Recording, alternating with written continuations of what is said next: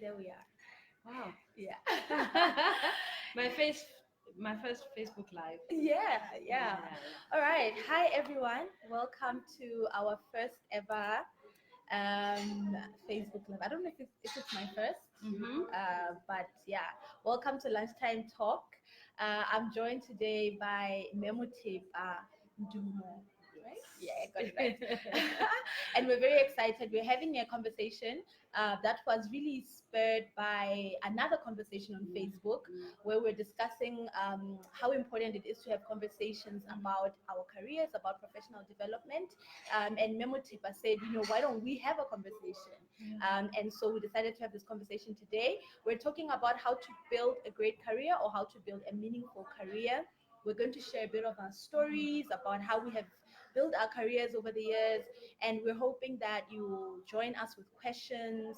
And yeah, so welcome, Memo Tipa. Thank you so much. Thank you so much.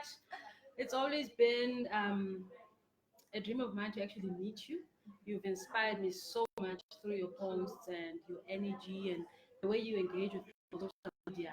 Thank you. I learned so much from you. So this is an honor. This is an honor. Yeah. Thank you so much. Yeah. And I'm also really happy. The first time I got introduced to you was through your work.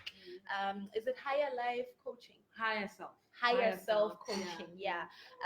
So I'm very happy that we are actually having a first ever conversation on this platform because it's a genuine, it'll show that we like a genuine interest in your work and what you do. Yeah, so tell us about yourself, a little bit about yourself and your professional background. Okay. So basically, I'm a lawyer by profession, and I was a legal academic for 10 years from 2002 until end of 2011 at the National University of Lesotho Faculty of Law. I was a labor law specialist, and my career journey has been very interesting, I must say, with ups and downs and trying to figure this life thing out and trying to figure the career out. And I think for me, it was interesting because the way I chose my career was very strange, to say the least. And I believe, and I think that's what spurred me to say, you know what, I really need to revisit my career choice because it actually didn't feel like I actually made much of a choice, or like I was forced into becoming a lawyer. And I was really questioning my purpose in the legal profession, even though I thoroughly enjoyed my students. I thoroughly enjoyed engaging with my students one-on-one and in class, but not necessarily the legal side of things. So I left the university after 10 years, and I actually embarked on a career transition process and then became a certified coach. I actually qualified as an industrial sociologist and an executive and leadership coach. But funny enough, I'm now back in academia, and it's a different experience altogether. And those are some of the things that I would like to share with people in terms of today's topic and building a meaningful career, because now I feel like I'm in that space where I can say I'm on a meaningful path, you know. So that's important, and that's who I am. Okay, Well, in thank this you. context. So are you currently, you say you're back in academia, are you teaching law? I'm teaching law. I'm teaching labor law. I'm teaching the law of business associations, but I'm also now running my coaching practice, which we have offices in Joburg, but I'm actually now in the process of building the practice here as well. Yeah. Okay. Yeah. So I think it's very interesting that you said you felt kind of forced to study law. Why do you say you felt forced? Did your parents encourage you? And I'm asking this because I can also relate. So when I grew up, I was very gifted, I suppose. And so everybody was sort of saying, well, you need to study either law or medicine or accounting. You know, there were these, I don't know, top 5 professions that Yes. you should study as a person. And I feel like because of that, I never put my own thoughts, like in high school and maybe even in varsity, around, okay, but what are my talents? You know, what do I really want to pursue as a career in future? And I know that a lot of people go through that. Yes. And so I want to know what you meant by you felt forced to study law. Yeah. Okay, so in high school, I was in standard 9, so I grew up in the Eastern Cape. I'm a Mosotho, born in Lesotho, but I actually grew up in the Eastern Cape. And in standard 9, I think this is what you would call grade 11 now. You know, this became a thing. What are you actually going to do beyond matric? And there was no guidance whatsoever, and no guidance from my parents, no guidance from my teachers. My parents were actually teachers by profession, but we never actually had those conversations about what are you going to do beyond matric. Even in school, there were no conversations along those lines, so I felt very alone, and I had no clue as to my strengths, my weaknesses, my values, which is the kind of work that I now do with people as a coach to help them figure things out. Because you need a certain level of self-awareness, self-knowledge, to then be able to forge a path in whatever endeavor you wish to pursue. So I didn't have that, and it took me decades to actually figure some of these things out. So it's been a process. Now, matric came, I passed, I did very well. Yes, I was one of those gifted, children as well. And there were high expectations, but nobody was actually telling me, the details. They just expected me to do great in life. Yeah. But I actually went to varsity. I started at the University of Port Elizabeth, and I chose psychology because I was like, you know what? I don't want any child to go through what I've gone through, because those 2 years, grade 11 and grade 12, were pure torture because I didn't know what I wanted to do with my life. That was pure torture. So I felt like, okay, if there's a career out there that can help me help other young people figure these things out, then that's the career I want to pursue. And for some reason, I happened upon the notion of psychology. Okay, let me go and do psychology. And English was actually one of my favorite subjects, so I combined psychology and English. But when I got to UPE in, sometime in the 90s, I forget which particular year, I felt very disconnected from the study of psychology. It was very technical for me, and there was a lot of, I just want to know how to learn how to help people, and I'm not getting that from this. Then I transferred to Roma. Now Roma was a different proposition altogether, and because I didn't necessarily, maths was a total disaster, so I could only be channeled in very specific disciplines. So I remember making this decision like in like 5 minutes.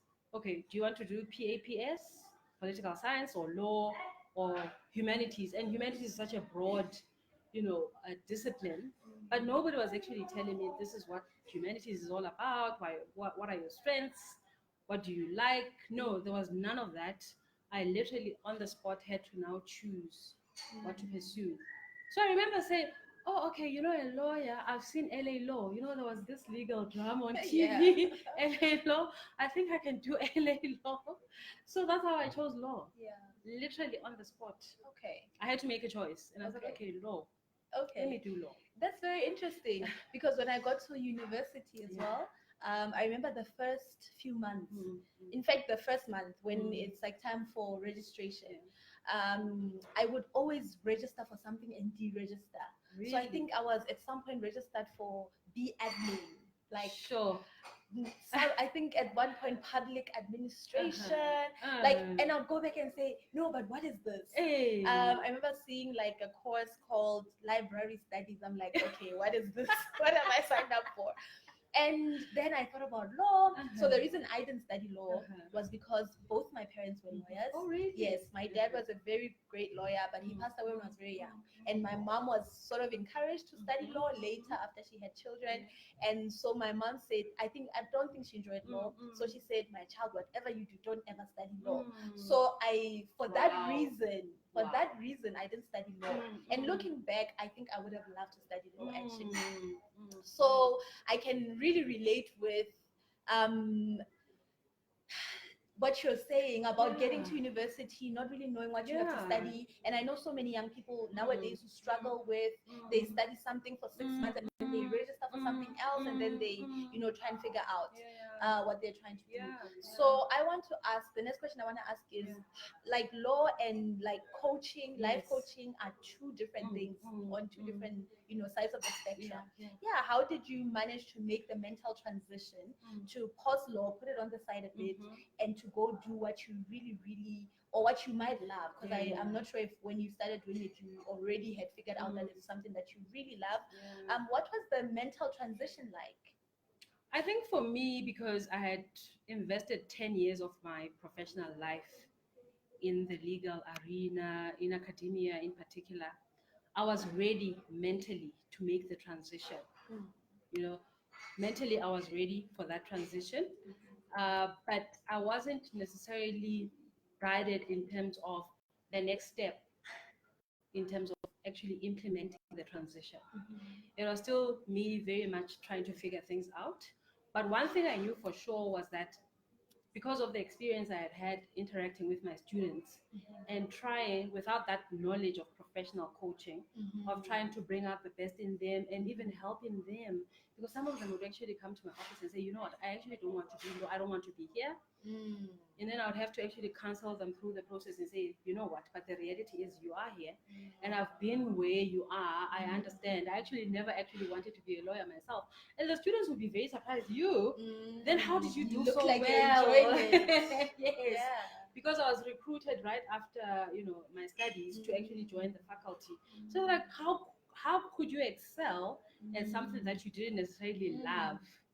So and then I would, engage with them and say, you know what, I do understand and don't feel bad because I'm your law teacher. Let's then try to figure out how to keep you here, how to help you excel while you're here. But then also think about the future in terms of how you can pursue what you really want to pursue and using law as a basis for that. So I was already actually doing I was actually coaching, but I didn't know that it's called coaching. It's called mentoring. You're guiding people and asking them the right kind of questions to get them to where they want to be. But in terms of crafting this very definite path, it was still a process of trying to figure out once I had actually resigned from Roma and packed, sold my possessions, most of my possessions, and drove to Cape Town to pursue a new career. So I had a look at what was on offer at the University of Cape Town, where I had already studied for my master's in labor law. And then I looked at, because I knew that I still wanted to work with people, but not necessarily from that adversarial legal perspective. Being a lawyer, I just want to bring out the best in people. So what was available to me after looking at the range of options that I had was industrial sociology. So I said, okay, let me go study the workplace. Let me go study workplace dynamics from this industrial sociology point of view. But I know that I actually just want to work with people and bring out the best in them, help them unleash their potential. And once I had done the industrial sociology, then I learned more about professional coaching. And then I knew that this is the path. So that was still also the transition. Is still a process. It was a journey. Yeah. It was still a journey. But I remember when I first showed up for my first certification, coaching certification, and sat through, the first class, and I was like, this is it. Yeah. I'm home. This is it. It's all coming together. Yeah. But everything is a process, and you have to pay your dues. Yeah. And you have to keep thinking about what you're doing. Yeah. I think I like what you're saying because you're describing a journey to us. I think a lot of times when I've reflected back at my own career, I've wondered, if I hadn't gone through studying accounting, if I hadn't gone through articles, if I hadn't gone through all this training, would I be the person that I am today? Would I have been able to connect the dots that I've connected in order to do all the things that I enjoy doing right now in the way that I'm doing them? And I think it's, when people talk about, we need to give young kids career guidance so that they can know exactly what it is they want to study at university. I think that's a bit unrealistic because what does an 18-year-old know about life? There are things I'm doing today that if you had asked me 10 years ago whether I would want to do this, I would have said no, I definitely don't want. So I think this journey also involves self-discovery, trying out certain things, failing at some of them, and then eventually getting to that sweet spot. And sometimes one can get to it very early, and sometimes it takes years. Like some people get to it when they're 60 years old. So I love the fact that you've spoken about the journey that you went through. Now what I want to know is because of our culture where we come from, people still honor like qualifications like law, like accounting, like medicine. How was your family and those around you supportive? Were they supportive of your transition, of trying to figure yourself out? Were they just like, listen, you just have to do this law thing and get your money and stop complaining? How supportive was your network? My sister is very supportive. Like my sister, she champions everything that I do, and she trusts me to make the right decisions. But I actually remember my dad saying very recently, Mothepa, you love your adventures. You're very this whole industrial sociology coaching thing, for me, this is an adventure. So it's not serious. But they were not unsupportive. It's just that I think they didn't know much about what I was trying to do. So they reserved their judgment, and they didn't necessarily come out and try to actively block anything. They were just like, you know what, we trust you, we think we trust you, so go out there and do this thing that we don't necessarily understand. But I didn't feel supported. I didn't feel that there was a move to support me intentionally and deliberately. No, I literally. Do you think the support is important? How important is it? Or do you think the fact that you were not supported was also an important part, played an important role in you saying, you know what, I'm on my own and I need to figure this out on my own? So do you feel like we should definitely, be gunning for that support, or do you think it's okay? It's part of like learning and developing to do things alone, to go against the grain. And what role has that played in who you are today? I definitely think there is room for support, but I don't think you necessarily have to gun for the support and lobby for the support, because just look at your network, look at your family. There are so many different people. So if you want everybody to approve of what you're saying, to validate what you're doing, it's not going to happen. So it may end up actually working against you, because you'll be receiving different pieces of advice that actually contradict each other.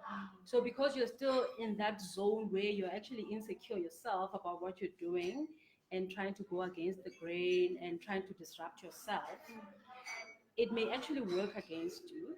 But I do think that there are those core people that you can rely on, but they may not always understand what you're going through. So I think you just need to trust the process, trust yourself, and go for it. And now, once you settle into your new thing, they'll begin to understand it a bit more and be more supportive. But I think because of the experiences that I've had and the journey means so much more when it's you and you're fighting your demons and you know your own limitations. Yes. The lack of support. There are certain things that other people, not even your spouse, not even anybody else can do for you.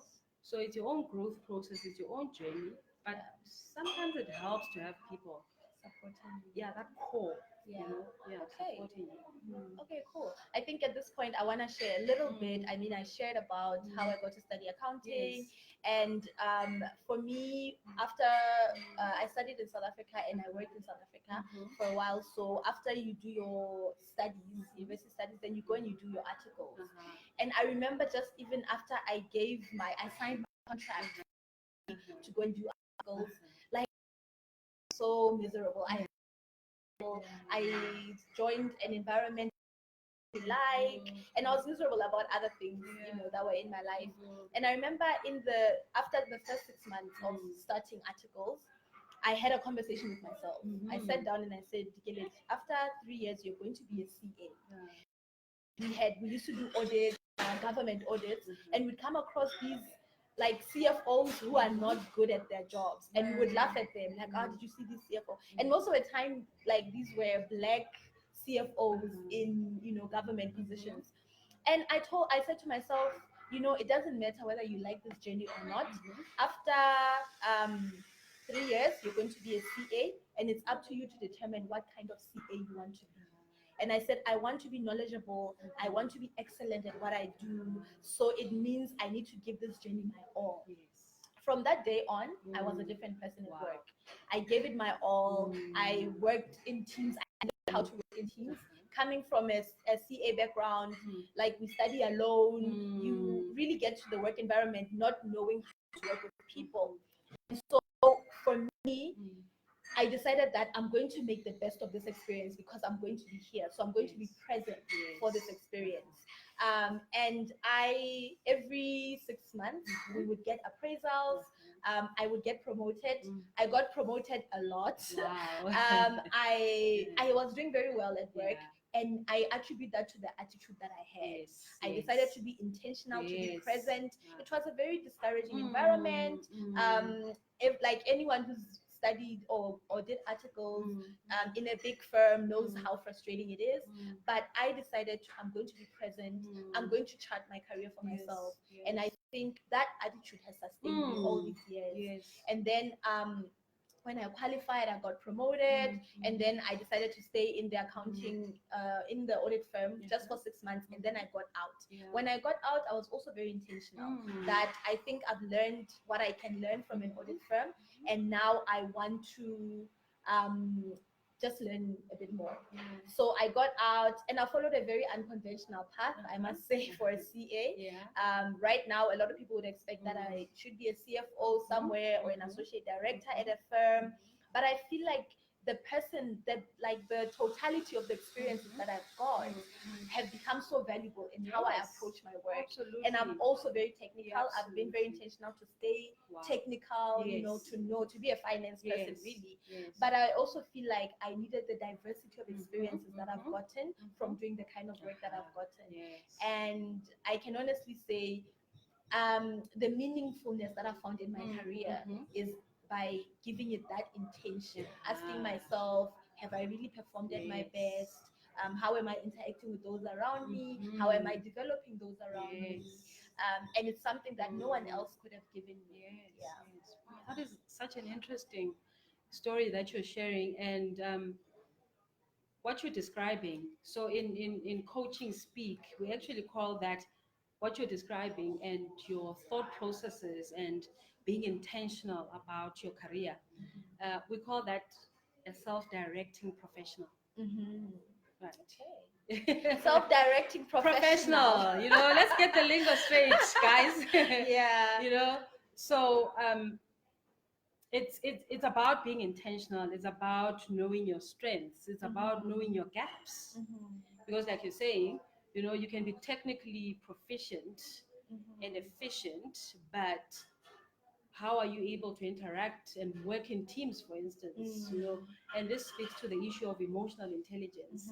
And so you approached your career in a very holistic way to say not only about the technical hard knowledge, but it's about developing myself as a human being, to be able to excel in my chosen career. But not only that, it sounds to me like you also prize your growth. That I need to keep abreast of the trends in my profession. I need to know what's happening, what's coming. Because the other thing is we are living in an environment which is, you know, things are changing, and things are changing rapidly. Yes, Exactly. yes. Things are changing rapidly. So you need to be able to be agile about it, to be nimble, and to respond to those changes, and to say, okay, where are my gaps? What's happening in my industry? What's happening even in my company? Especially when you work for those big corporates that I think you were working for when you were serving your articles. So you need to be very aware. You need to be very curious. And then you need to be able to say, okay, this is what I need to be able to do, or this is what I need to pursue to be able to get there. So you need to be constantly, setting goals and checking progress on those goals. So I think you said every 6 months you check in with. Yeah, every 6 months we would have to sit Or and the get performance appraisals. appraisals. Yeah, but actually, what I loved about the training program was that after every project, in fact, before the project, you set like a performance goal, and after the project, you would say, "This is how I've performed." Yes. Yeah.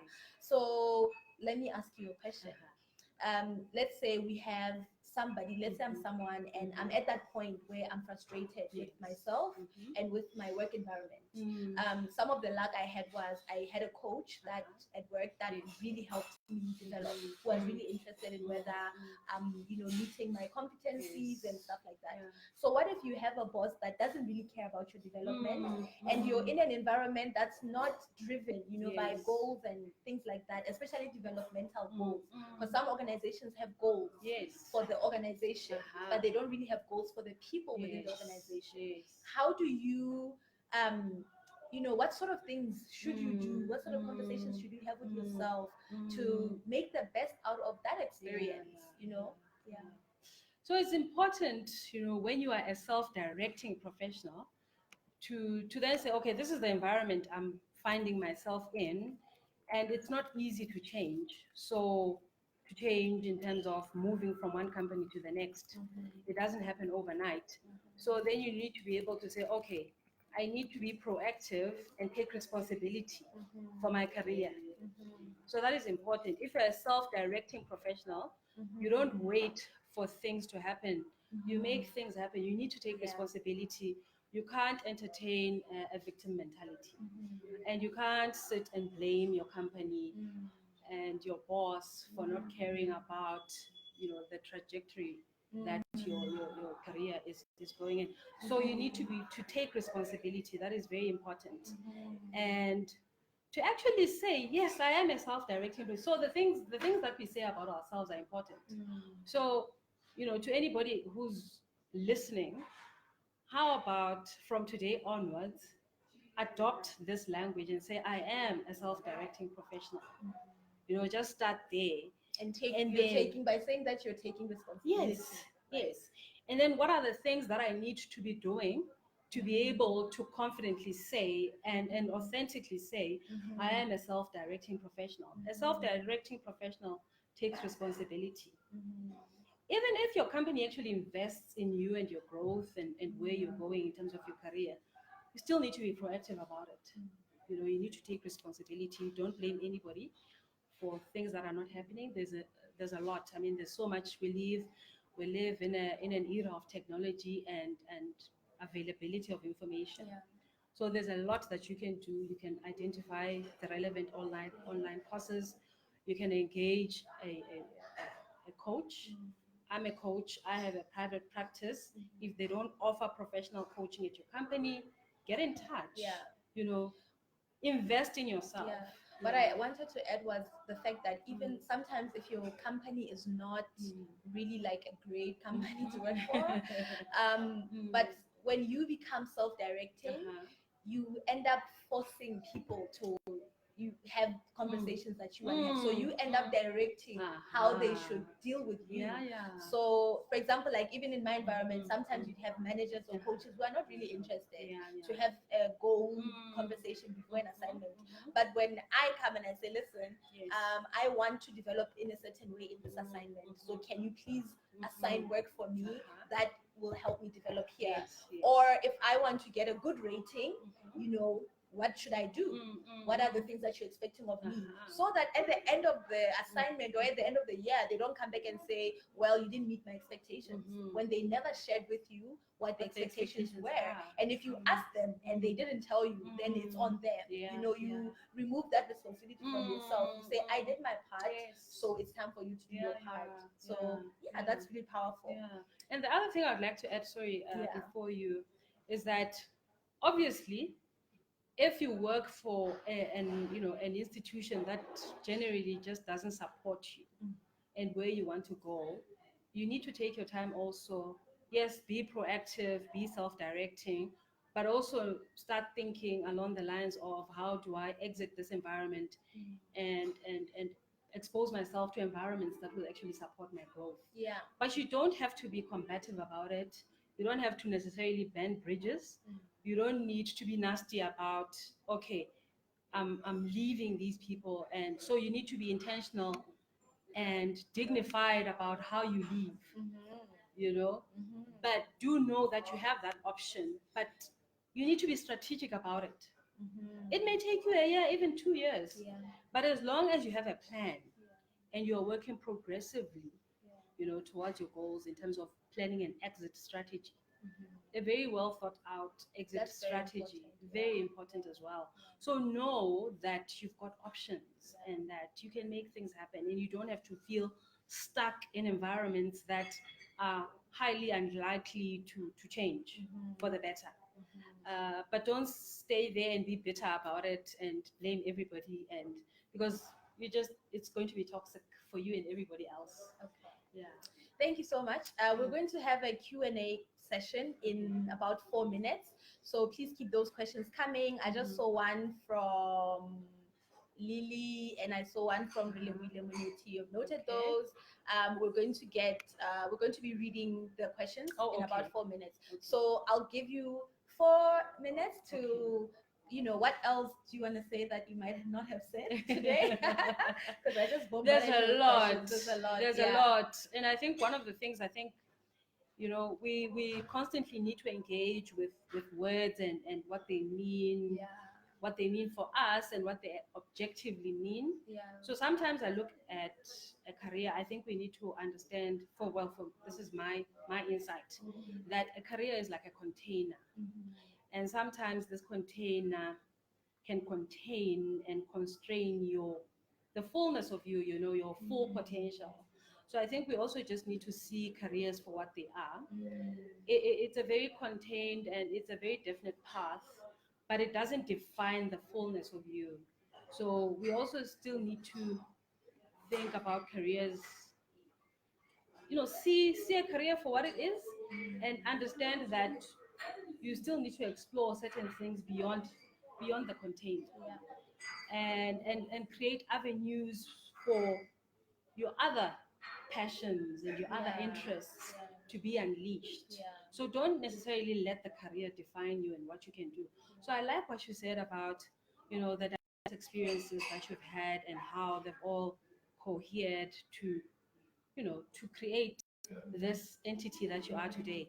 So I find that having gone outside the law, having gone outside academia, I'm now coming back with a totally different perspective, and it's enhancing my engagement with my academic environment, with the students. And I feel more creative and I feel freer to explore things that I wouldn't necessarily explore as an traditional academic. So I think it's important to really lead very full lives.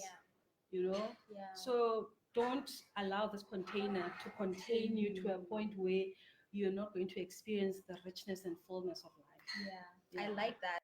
I like that, and I like the fact that, as I said, I feel like having pursued all these other things that I pursued make me such a better finance person. So I always say, when I interview, and people are like, but what have you done in the past few years? And they're sort of looking to say, what software have you worked on? What calculations have you done? And I'm like, but those are things that anyone can do. If you give anyone 2 months, they can get up to speed with the latest software that's used in the profession and stuff like that. But the thinking outside of the box, solving problems in an unconventional way, these are things that you cannot teach a person. People have to spend time with themselves to understand themselves, understand how they naturally solve problems, and to incorporate that into their day-to-day work. Yeah. And so it's so important to be this diverse person that really understands themselves. Yeah, and it requires going on a particular journey. You might not have to leave your profession to do it, but going on a personal, very personal, very specific journey that maybe some people won't really understand. All right. Go in. Thank you. We are now in our question Q&A session. Okay. So the first question we have is from Likeleli Monyamane, who says, how does someone bounce back after following their dream and falls flat down for one reason or the other? Persevere or change course? That's that dead. Yeah, and that question hits home. I think one thing you need to, because I've gone through periods in pursuing and being on this journey where I've even questioned whether I made the right decision leaving in the first place. But you know, your dream will really ignite you. You'll have fire in your belly, and you don't even sometimes you don't even sleep, and it doesn't even matter. So I think you need to be aware that you have that dream for a reason, you know. And so I would say don't give up on your dream, but in terms, work out your strategies. Because sometimes when we start, we think, okay, the path is going to be linear, and this is the direction I need to be going in. But life being what it is, life is going to throw curveballs at you. Things are going to happen that you didn't necessarily anticipate or plan for. So you need to be, so don't give up on your dream. Don't give up on your dream. Don't give up. But know that there are different ways of getting there. You know?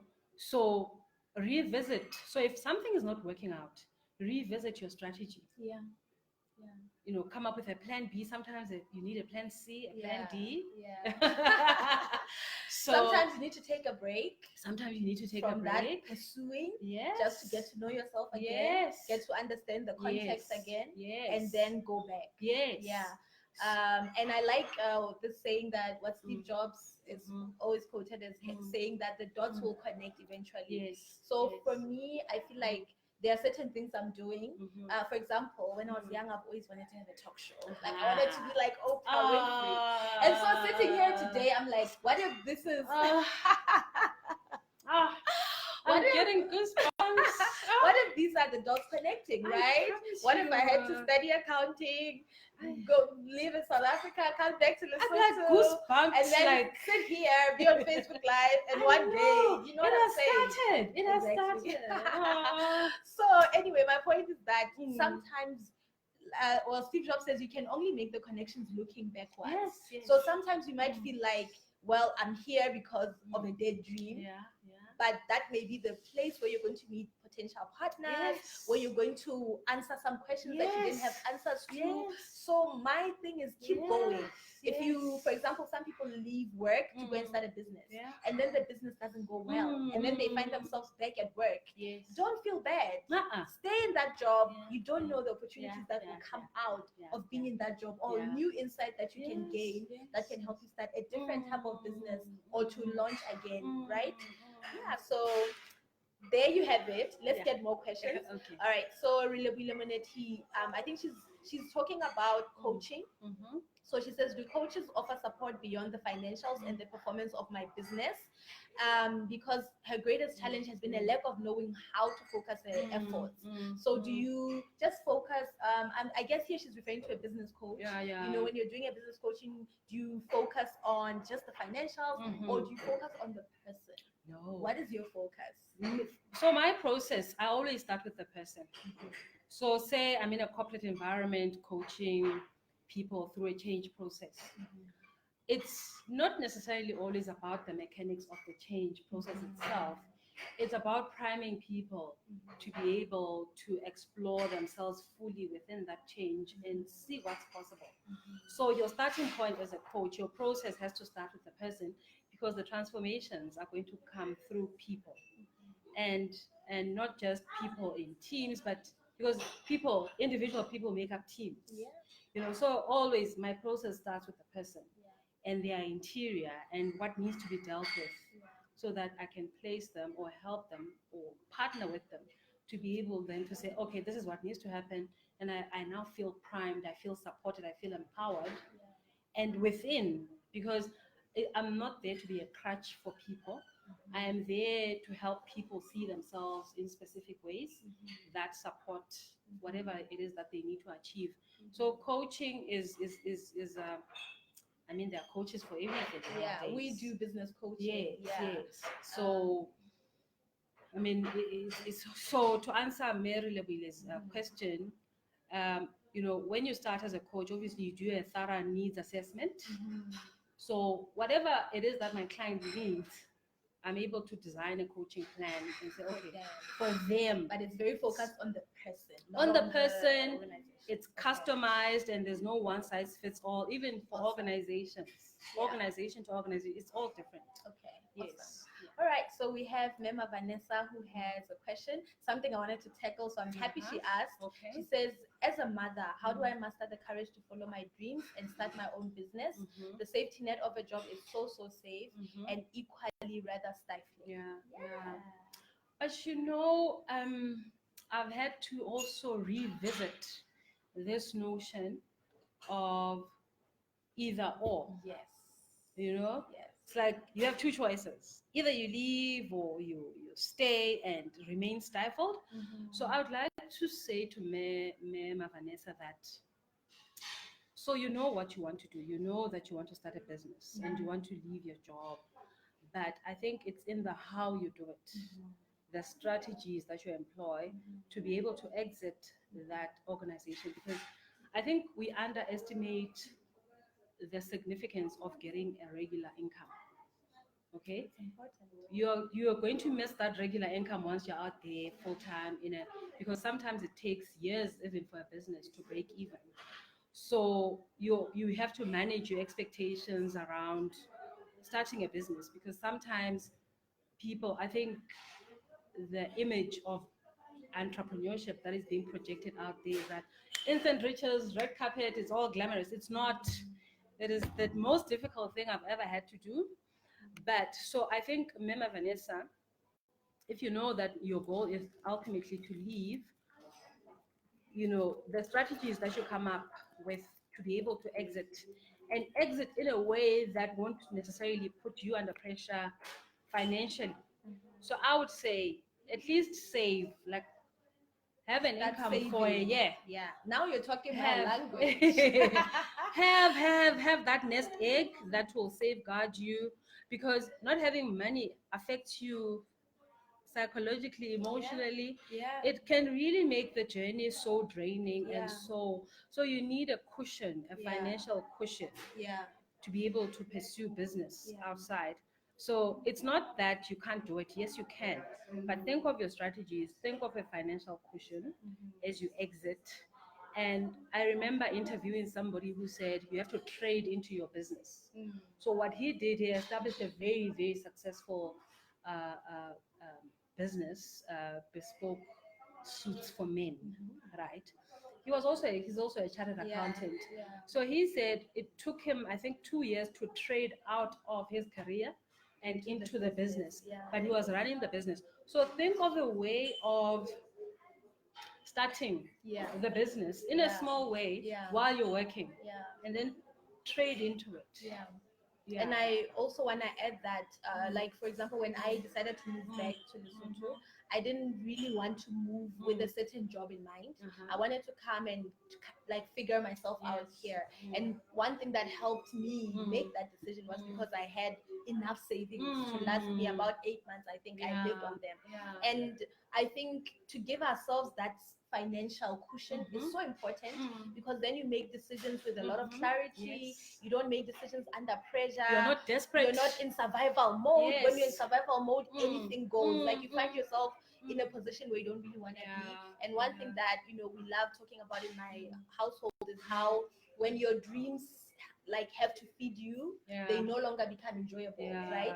So I think we need to be very realistic Yes. about that. Yes. And it's something that I advocate for, like Mm. saving, planning financially for all the goals that you Yes. have. Yes. And the other thing is, honestly, being a mom, I think it's such a significant question because being a mom puts you in a very bit of a different position. So when I became a mother, so I moved here, Yes. started taking risks and Uh-huh. stuff. And when I became a mother, I changed. I was like, okay, now I need to be serious. All of a sudden, I'm having that conversation with myself. I need to be serious. How am I really, really building this business? I was sort of just doing things, with no direction. But being a mom, something that got so much focus and direction. So I think it's good. Being a mom is good because for me, it brought all this focus. And I used to even joke to my friends that I wish I had become a mom like at 21, because I would have been such a focused 20-year-old. So I think it's important to have that pressure, to push you to not play around with your career, to not play around, and that when you go into business, you know that I'm going to commit to this business and I'm going to run it to the best of my ability. And I've done the best that I can to build support structures, including the finances, to really make a go of it and ensure that the people that I care about don't needlessly suffer.